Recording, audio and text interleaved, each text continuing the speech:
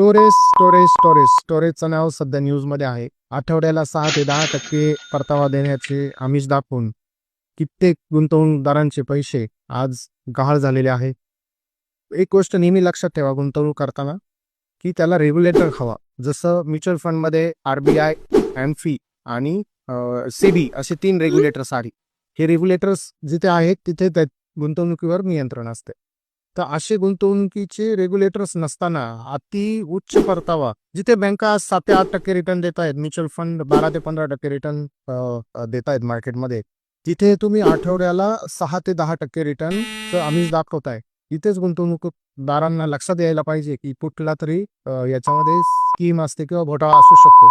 तर याच्यातून जर तुम्हाला वाचायचं असेल तर नेहमी तुमच्या गुंतवणूकदार सल्लागाराच्या सल्ल्यानेच गुंतवणूक करा आणि त्याच्यासाठी वेल्थ क्रिएशन तुम्हाला मदत करते आहे आणि करत राहील. धन्यवाद.